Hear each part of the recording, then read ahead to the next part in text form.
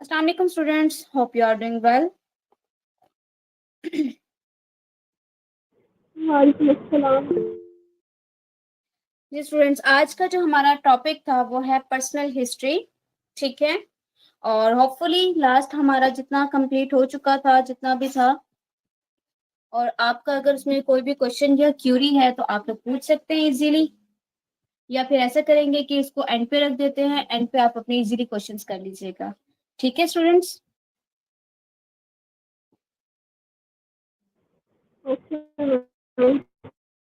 Okay then start करते हैं। हाँ exactly, thank you so much Mariam, आपने हमें एक टॉपिक याद दिला दिया।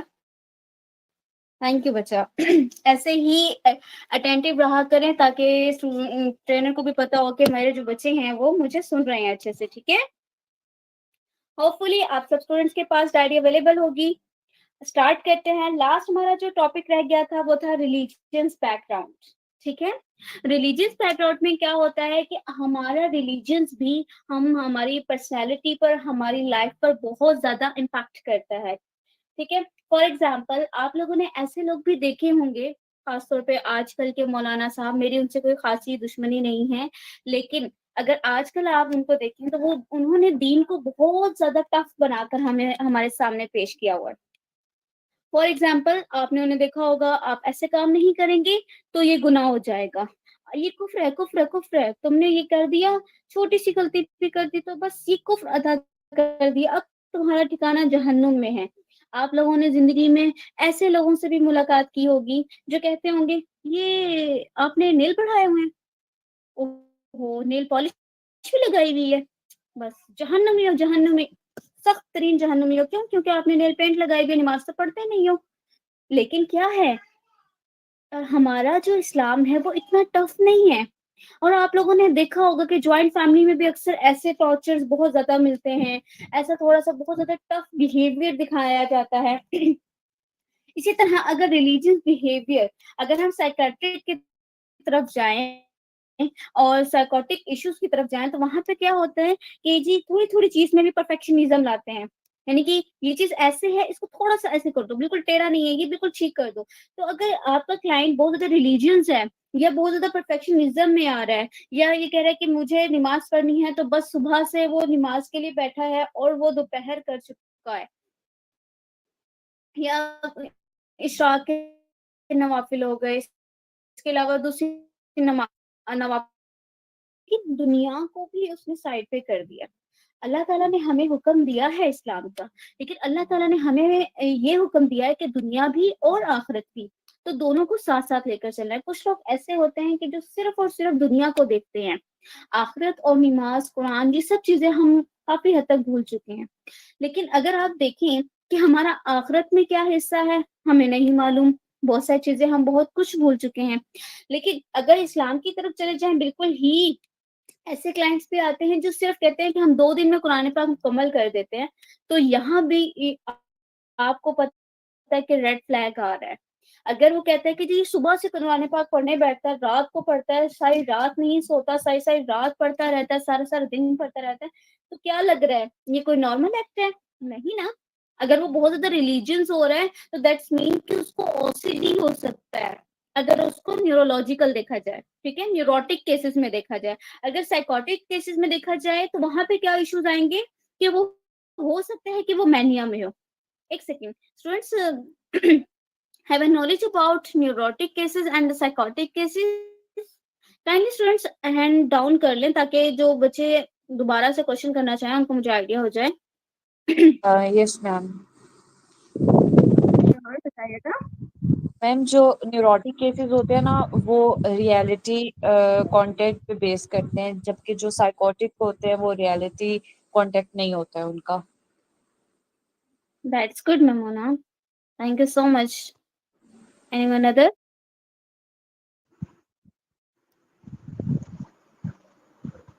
अस्सलाम वालेकुम मैम। सलाम जी, बच्चे बताइएगा। जी मैम, जो न्यूरोटिकल डिसऑर्डर्स आपने कहा ना वो होते हैं जो हमारे न्यूरोलॉजिकल ब्रेन से रिलेटेड होते हैं, लेकिन उससे रिलेटेड हमारे पर्सनैलिटी में इशू आने लग जाए, हमारी शख्सियात में, हमारे आप कह लें कि बिहेवियर में चेंजिंग आने लग जाए, तो हमारे साइकेट्रिक डिसऑर्डर में बदल जाता है।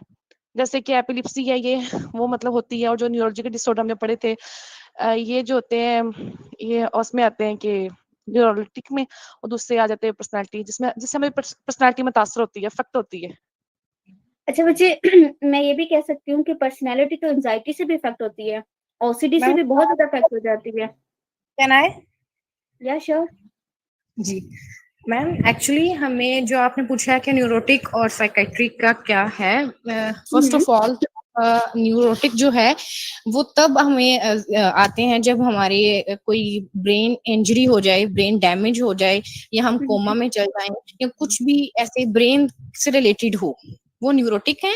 और साइकेट्रिक वो है जो हमारे इन्वायरमेंट में इमोशनली तौर पर हम डैमेज होते हैं, या किसी की रिलेशनशिप में, इन अदर बिटवीन, उसमें there is a big difference. उन्होंने जो मेमूना ने जो मुझे बताया है वो भी ठीक है, बट हमें ये बताया था, जिसमें हमने स्पेशल एक बुक पढ़ी थी बीएनएस, जिसमें सिर्फ और सिर्फ ये था कि जब आप कोमा में होते हैं या किसी ट्रॉमा में होते हैं, इंजरी होती है, आपकी सर्जरी होती है, उसके दौरान अगर आपकी कोई चीज डैमेज हो जाती है या आप रिटर्न आते हैं अपनी लाइफ की तरफ, तो वो न्यूरोटिक वो मसले होते हैं जो आपके आफ्टर किसी भी इंजरी के या कोमा के या ट्रॉमा के बाद आपके आते हैं।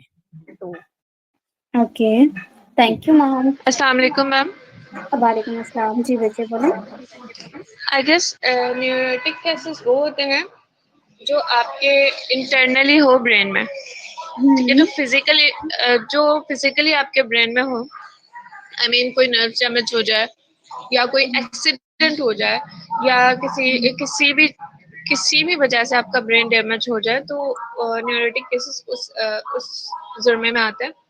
और साइकोटिक वो जो आपको इंटरनली प्रॉब्लम हो, यानी हेलुसिनेशन, डिल्यूजन्स, डिप्रेशन, स्ट्रेस और डिफरेंट टाइप्स ऑफ, जो आपके सिर्फ दिमाग में अंदरूनी मसला हो, रियलिटी से उसका कोई कनेक्शन ना हो। Okay, thank you so much. अस्सलाम मैम। वालेकुम अस्सलाम। अच्छा बच्चे, ठीक है, इतना मैं मजीद में आपको बता देती हूँ, ठीक है, क्योंकि ऐसे फिर काफी ज्यादा टाइम चला जाएगा हमारा। Thank you so much for everyone.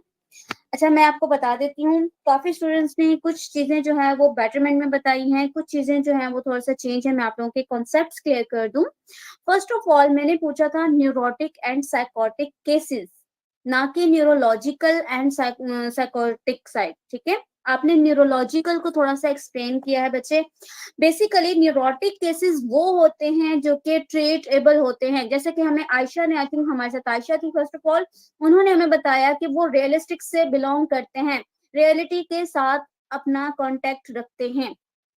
Anxiety it's a neurotic cases, ना कि साइकोटिक, ठीक है।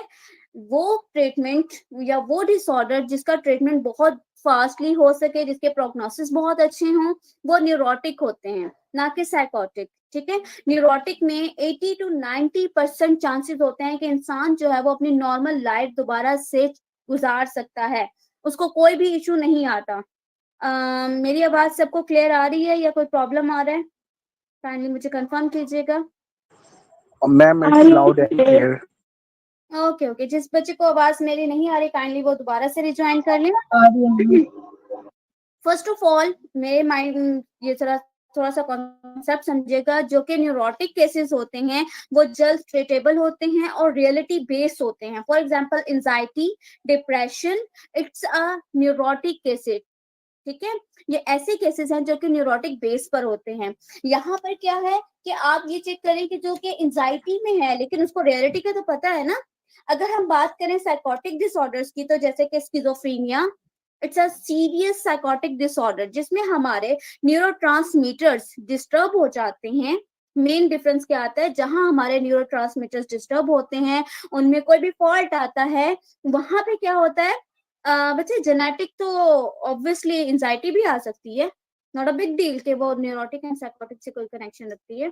जेनेटिक में आप देखें कि मदर को भी एंजाइटी बहुत ज्यादा थी, आगे सिस्टर डॉटर को भी बहुत ज्यादा है, इसी तरह आगे और प्रॉब्लम्स भी आती हैं। तो जेनेटिक इतना इम्पैक्ट नहीं करता, जेनेटिक न्यूरोटिक में भी आ सकता है, जरूरी नहीं कि वो साइकोटिक से बिलोंग करता हो। बैक टू द टॉपिक, जो साइकोटिक डिसऑर्डर्स होते हैं उसमें परसेंटेज और प्रोग्नोसिस जो होते हैं वो बहुत कम होते हैं, ठीक है, इतने ज्यादा अच्छे नहीं होते। अब आप देखें कि एक मैनिया का केस आ गया है जो कि बाइपोलर कहलाता है। जब मैनिया का केस एक्सट्रीम लेवल पे आ गया, अब आप उसको क्या करोगे, ट्रीट भी बहुत अच्छा कर लोगे, सब कुछ है, लेकिन फिर भी वो कहीं ना कहीं 2 से 3 मेडिसिन पे रिलाय लाजमी करेगा, या बहुत अच्छा उसने स्टार्ट में ही अपना ट्रीटमेंट स्टार्ट करवा लिया, एट दिस एंड वो क्या हुआ कि उसने एक टैबलेट पे रह गया, ठीक है, वो लाजमी एक टैबलेट जरूर लेगा तो अपना पूरा दिन जो है वो अच्छे से गुजार सकता है। अब इसकी एग्जांपल ये नहीं है कि आप इसको बिल्कुल भी ट्रीट नहीं कर सकते, बिल्कुल भी ये नहीं कर सकते जी, फिर क्या फायदा साइकेट्रिक्स होने का या साइकोलॉजिस्ट होने का जबकि ट्रीटमेंट ही कंप्लीट नहीं होता। तो यहाँ पर आप अपने क्लाइंट को कह सकते हैं कि आप ये देखें अगर आपको डायबिटीज हो जाती है तो डॉक्टर्स भी तो आपको जरूरी है ना कि आपको लाजमी ही इंसुलिन या मेडिसिन रेकमेंड करते हैं कि आपने ये लाजमी लेनी है, और इसके बाद आपने कुछ चीजों से परहेज भी करना है। सो दैट्स वाई हमारा भी ट्रीटमेंट ऐसे ही है, कहीं ना कहीं आपको भी मेडिकेशन पे रहना होता है पूरी लाइफ टाइम। जैसे आप देख लें कि आपको लाजमी इंसुलिन अगर लग रही है तो वो लगनी ही है, चाहे जो मर्जी कर ले, चाहे जहां मर्जी चले जाएं आप लोग। So that's why it's a biggest difference between by the neurotic cases and the psychotic cases. ये आपके कॉन्सेप्ट्स क्लियर हो चुके हैं। इसके बाद आ जाता है जैसे मैं रिलीजियंस के बैकग्राउंड के अबाउट बता रही थी कि जो ओसीडी है वो हमारा न्यूरोटिक केस है, ना कि साइकोटिक।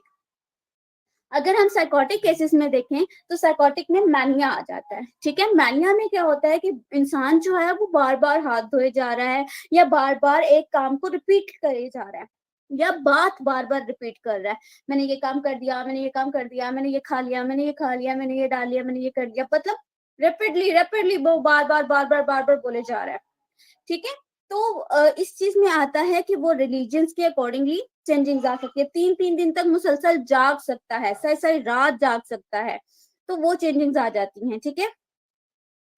अच्छा बच्चे, ओसीडी में ये होता है कि ओसीडी में ना परफेक्शनिज्म आ जाती है, इसकी बहुत सारी टाइप्स आ जाती हैं। अगर साइकोटिक की तरफ जाएगा और डिफरेंस क्या आएगा कि ओसीडी है या मैनिया है, तो उसमें साइकोटिक फीचर्स आएंगे, ठीक है। हैलुसिनेशंस आ सकते हैं मैनिया में, डिलियंस आ सकते हैं, ये इस तरह की चेंजिंग्स आ सकती हैं। ओसीडी में ऑब्सेसिव कंपल्सिव डिसऑर्डर होता है बच्चे, इसका क्या क्वेश्चन पूछ रहे हैं आप लोग?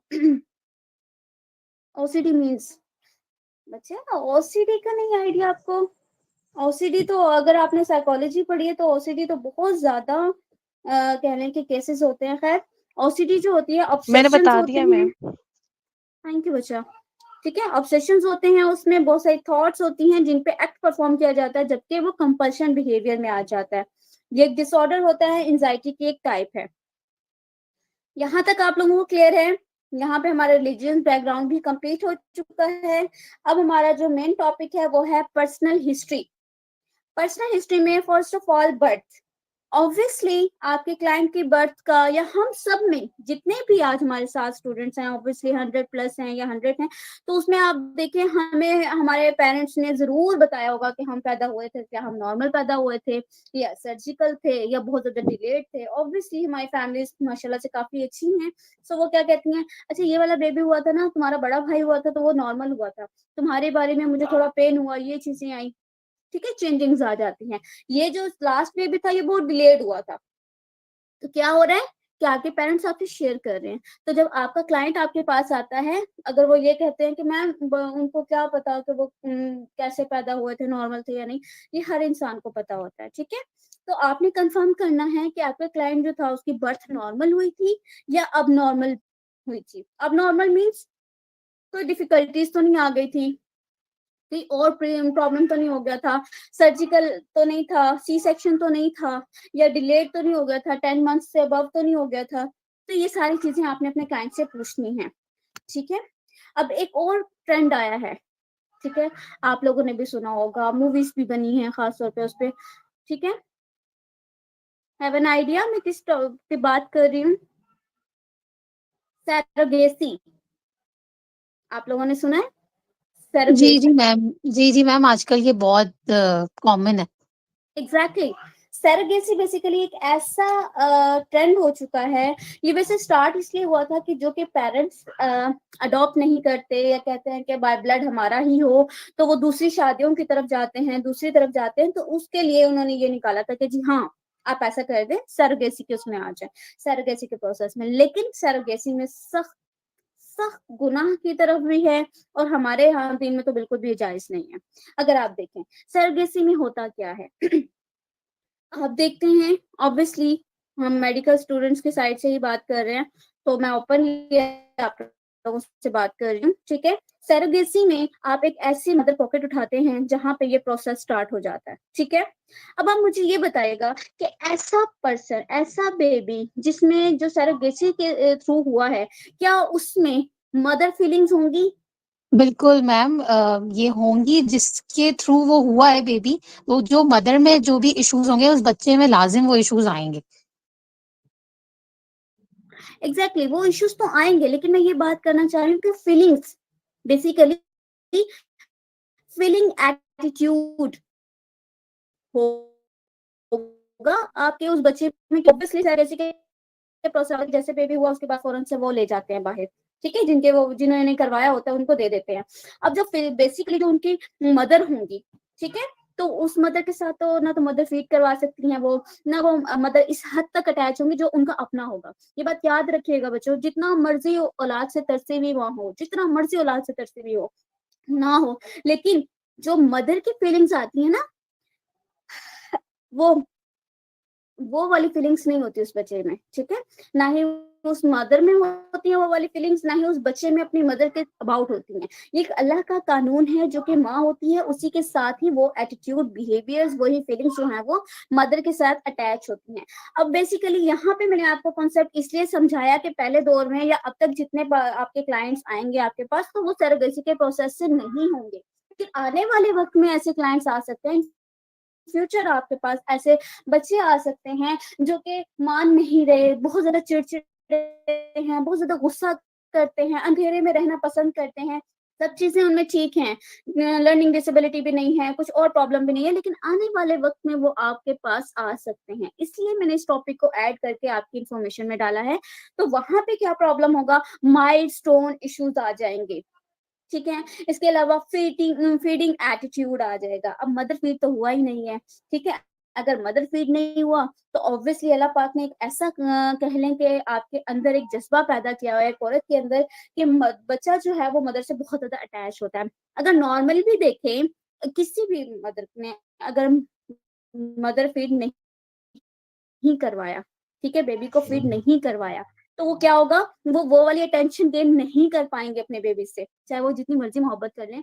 वो बेबी जो है उसमें कहीं ना कहीं कंपल्शन बिहेवियर, सॉरी, उसमें बहुत ज्यादा कंपैरिजन आ जाएगा, ठीक है। वो दूसरों से कंपैरिजन करने लग जाएगा, एहसास से कमतरी, ठीक है। सेल्फ स्टीम उस बच्चे की कम हो जाएगी। अब वो सेल्फ स्टीम क्यों कम होगी, क्यों? क्योंकि जब वो देखेगा कि दूसरी बेबी को फीड करवाया जा रहा था, या उसको भी ना नहीं भी समझ, आने वाले वक्त में मदर जो है जिसको वो खुद फीड करवाएंगी, वहां से ज्यादा उस बच्चे से ज्यादा लगाव होता है निस्बत उसके जिसको वो फीड नहीं करवाती। तो कंपैरिजन आ गया ना, वो छोटी छोटी चीजों में फील करेगा, सेल्फ कॉन्फिडेंस लेवल बहुत कम हो जाएगा। प्रॉब्लम स्टार्ट हो चुकी हैं, ठीक है। जब हमारी लाइफ में प्रॉब्लम स्टार्ट होती है तो क्या होता है, वो बचपन से रूट कॉजेज, जो मेरे ख्याल में कल बच्चे ने पर्सनल क्वेश्चन किया था पर्सन में, कि मैम आप ये बताइएगा कि रूट कॉजेज को हम कैसे जानेंगे। तो बेसिकली बच्चे आज इसी टॉपिक पे है कि वो रूट कॉजेज आप इस लिहाज से जानोगे कि जब बेबी में चेंजिंग्स आएंगी। अब वो चेंजिंग्स क्या आ रही है, बचपन से आ रही है ना, जब बचपन से आएंगी तो ऑब्वियसली क्या होगा, बचपन से आ रही है ना, तो रूट कॉजेज हैं, बचपन से चेंजिंग्स हैं, और फिर वो डिसऑर्डर की तरफ फ्लाई करेगा। ओके इसके अलावा फिजिकल इलनेस। अच्छा एक बात और याद रखिएगा, जो मदर फीड नहीं करवाती उनमें ये होता है कि उस बेबी में वैसे हेल्दी नहीं होता। आप लोगों ने भी देखा होगा, अगर जिस मदर ने फीड नहीं करवाया तो वहां पे वो बेबी जो है वो हेल्दी नहीं हो पाता। बच्चे आप लोग हैंड डाउन कर ले, ठीक है। 8:40 पर 8:40 तक मैं लेक्चर कंप्लीट करने के बाद आप सबके आंसर्स दूंगी। आप जब हैंड रेस करते हैं ना तो थोड़ा सा मेरा बैलेंस जो है वो खराब हो जाता है। Thank you so much everyone. Back to the topic, बात कर रही थी फिजिकल इलनेस की, ठीक है। अब जब वो हेल्दी ही नहीं है, मदर फीड नहीं हुआ चुका, तो उसमें क्या चेंजिंग्स आई हैं, फिजिकल इलनेस बहुत ज्यादा रह गई। कभी बुखार हो जाता है, बुखार की दवाई लो तो जुकाम हो गया, जुकाम ठंड लग गई, हल्की सी गर्मी आई तो गर्मियों की वजह से बुखार हो गया, बहुत ज्यादा चेंजिंग आ गई बॉडी में। क्यों? क्योंकि बॉडी में वो जो रिक्वायरमेंट्स बचपन से जरूरी थी वो नहीं मिली, वो ज्यादा सेंसिटिव होता है, फिजिकल इलनेस भी बहुत ज्यादा आ सकता है। इसके अलावा थंब सकिंग, आप लोगों ने बहुत सारे सॉरी बच्चों को देखा होगा जो कि थंब सकिंग करते हैं, नेल बाइट कर रहे होते हैं, थंब सकिंग कर रहे होते हैं, टांगे हिला रहे होते हैं। एक तो कुछ बच्चों की टांगे हिलाने की आदत होती है जी, ये टांगे जो हिला रहे हैं ये आदत है। नेल बाइट कर रहा है, इसकी आदत है। मैंने बहुत कोशिश की, कभी नेल्स पे मिर्चें लगाई, कभी कुछ किया कि ये छोड़ दे, लेकिन नहीं, ये नहीं छोड़ता। क्या लगता है आपको, एक बच्चा जो है वो थंब सकिंग कर रहा है, नेल बाइटिंग, आप में से भी बहुत सारे बच्चे करते होंगे, बचपन में आपकी आदत रही होगी। तो कभी ऐसा हुआ है कि नेल बाइट कर रहे हैं लेकिन पता ही नहीं है कि नेल बाइट हो रही है, पता ही नहीं चला नेल बाइट कर रहे हैं, और करते करते करते कुछ बच्चों के तो नेल्स ऐसे होते हैं कि बिल्कुल ही नहीं होते, बहुत हद तक काट चुके होते हैं, और जो ऊपर वाली साइड होती है फिंगर्स की, वो मांस जो स्किन वाली होती है वो भी खत्म कर देते हैं, उसकी जो स्किन होती है वो भी डैमेज हुई हुई होती है बहुत ज्यादा। मैंने ऐसे बच्चे भी देखे हैं, ठीक है। तो वहां पे क्या होता है, हैव एन आइडिया कि क्यों बच्चे जो हैं थंब सकिंग कर रहे हैं, नेल बाइटिंग कर रहे हैं?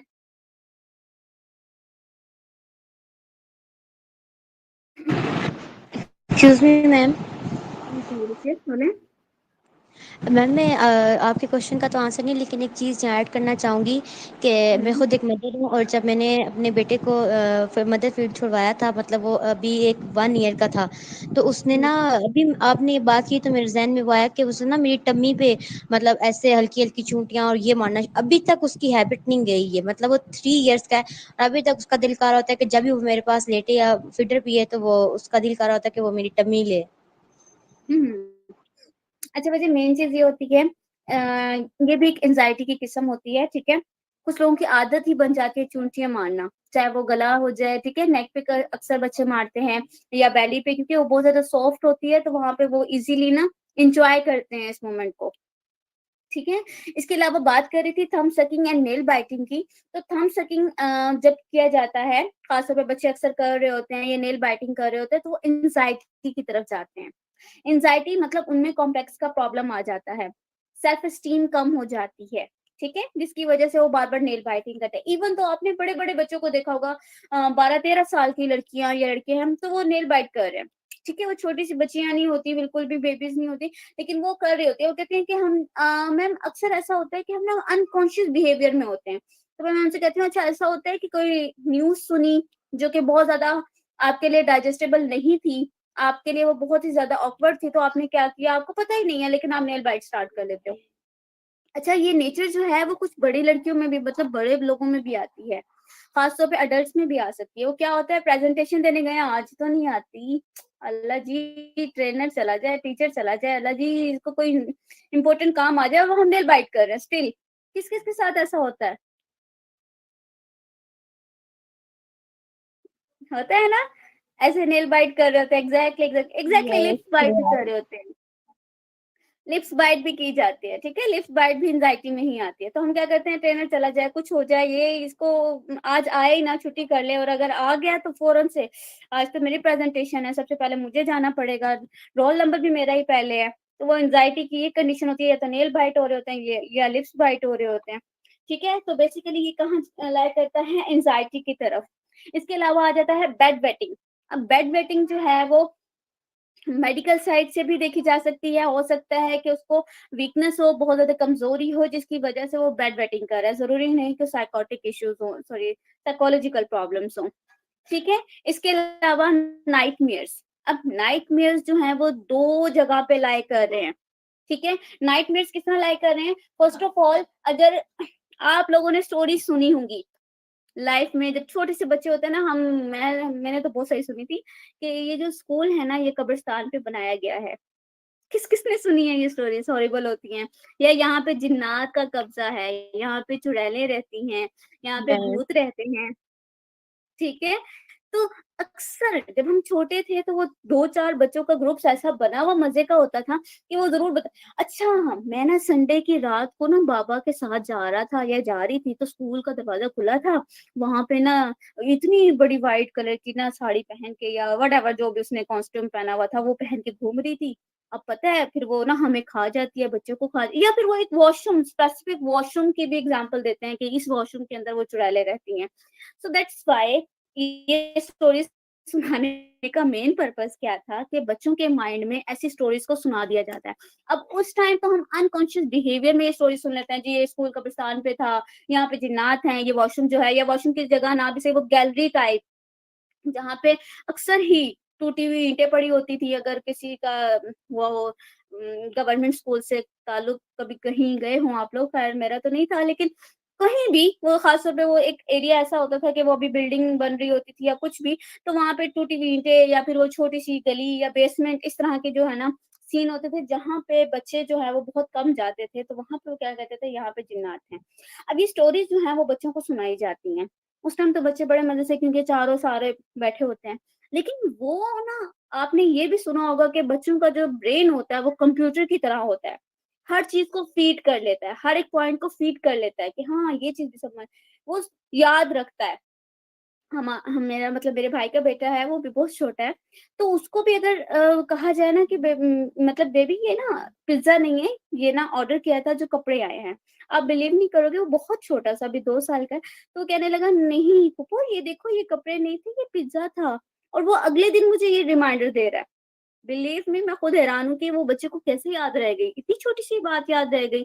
तो वो क्या करते हैं वो पिकअप करते हैं इन चीज़ों को। कंप्यूटर की तरह उनका माइंड होता है और वो माइंड जो है वो रात को ज़्यादा चलता है। फिर वो क्या करते हैं, रात में ख्वाब में डर जाते हैं, बहुत ज़्यादा डर जाते हैं। कभी आपने देखा होगा बच्चे बहुत बुरे तरीके से डरते हैं, तो वो क्या होता है, वो दिन की ही मेमोरीज़ को याद करते हैं, कुछ ना कुछ ऐसा हो जाता है कि जिसकी वज़ह से वो बहुत ज़्यादा डर जाते हैं और नाइटमेयर्स उनको आते हैं, ठीक है? बहुत ज़्यादा खौफनाक कह लें कि वो अक्सर बच्चों से पूछे, "अच्छा बेबी आपने क्या देखा? क्या हुआ? क्यों घबरा रहे हो? क्यों डर रहे हो?" तो वो उठ के कहेगा, "बाबा यहाँ या मम्मा यहाँ ये चीज़ थी, इतना बड़ा मुँह था, ये चीज़ें थी या मुझे डरा रहा था।" कुछ भी। तो बेसिकली वो क्या है, वो नाइटमेयर्स हैं। अब दूसरी साइड जो मैं आपको बता रही थी, जो कि साइकोलॉजिकल लिंक करती है, वो क्या है? वो मेन इश्यू ये आता है कि कुछ लोगों के साथ ऐसे इवेंट्स बचपन में हो जाते हैं कुछ एक्सीडेंट्स हो जाते हैं, ठीक है? या अल्लाह ना ही करे कि बेबी बच गया, बच्चा तो बच गया लेकिन पेरेंट्स की डेथ हो गई और वो अक्सर देखता है, वो एक ही ख्वाब देखता है कि ना बचपन से ना मैं ऊपर छत से गिर रहा हूँ या मैं पहाड़ों से गिर रहा हूँ या कहीं से भी गिर रहा हूँ। वो बच्चा है छोटा-सा, तो वो इस चीज़ों को बार-बार ख्वाब में देखता है और डर जाता है। ये क्या है? इसको बोलते हैं PTSD. Post traumatic stress disorder, ठीक है? वो बचपन से ही ख्वाब आना शुरू हो जाएँ, तो वो क्या होता है, वो भी नाइटमेयर्स की सूरत में आना शुरू हो जाते हैं। वो बढ़ते-बढ़ते ऐसा होता है कि वो सो भी नहीं पाते। अक्सर ही रातों को जाग रहे होते हैं कि हम अगर सोएँगे भी सही तो हमें क्या होगा, वो अटैक हो जाएगा, पीटीएसडी जैसे कि वो पहले बनता है, ठीक है? वो पहले जो डिसऑर्डर होता है, वो होता है स्ट्रेस डिसऑर्डर, ठीक है? स्ट्रेस के बाद वो पीटीएसडी यानी कि पोस्ट स्ट्रेस का तरफ जाता है, ठीक है?